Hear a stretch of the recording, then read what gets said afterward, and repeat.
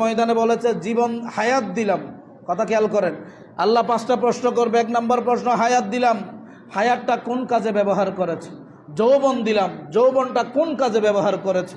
আমি তোমাকে সম্পদ দিলাম, সম্পদটা কোন কাজে ব্যবহার করেছো? আমি তোমাকে সন্তান দিলাম, সন্তানটা কোন কাজে ব্যবহার করেছো?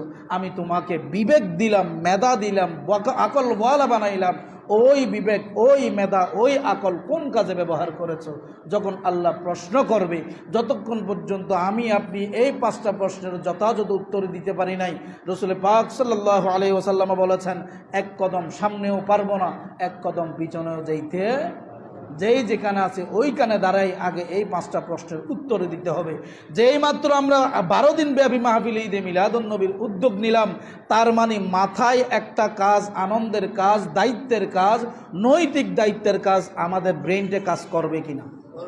তাহলে ব্রেইনটা, আমার ব্রেইনটা অন্তত এই 12 দিনের জন্য, মাহফিলের জন্য আল্লাহর দরবারে বলতে পারবো, আল্লাহ আমার হায়াত থেকে একটা সময় 2টা ঘন্টা এরকম 12 দিন ব্যাপী মাগরিবের এশার পর থেকে, মাগরিবের পর থেকে রাতের 11টা পর্যন্ত আমরা সময় দিয়েছিলাম আল্লাহ তোর হাবিবের মাহফিলের মধ্যে বসে বসে। সুবহানাল্লাহ। আল্লাহ ফারায় ফারায় গিয়ে সবাইকে একটু উদ্বুদ্ধ করেছিলাম। আল্লাহ ওই মাসের মধ্যে, রবিউল আউয়াল মাসকে ইজ্জত করার জন্য এই হায়াতের মধ্য থেকে একটা সময় আমি এখানে দিয়েছি।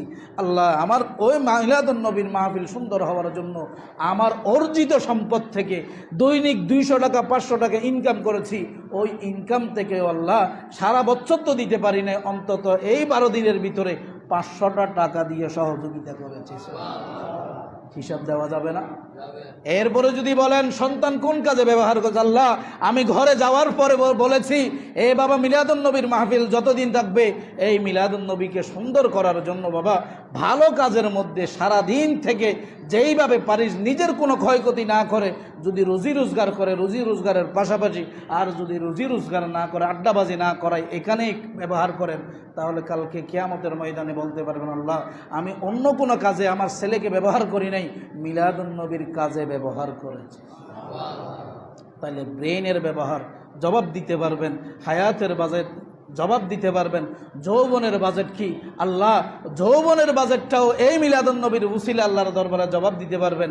কারণ হলো এই 1 মাসের ভিতরে চাইলে অনেকেই অনেক ধরনের পাপাচারে লিপ্ত হওয়ার সম্ভাবনা আছে না? কথা বলেন না, আছে না? তো আমরা বলতে পারবো না, আল্লাহ আমি ফাহাসা কোনো কাজে যাই নাই, এই অন্তত 1টা মাস মিলাদুন্নবীর পিছনে পড়েছিলাম। যুবক ভাইরা যারা রয়েছে তারা কাল কিয়ামতের ময়দানে জবাব দিতে পারবা, আল্লাহ আমার যৌবন কালে আল্লাহ আমি অন্য কোনো ফাহাসা অশালীন আচরণের মধ্যে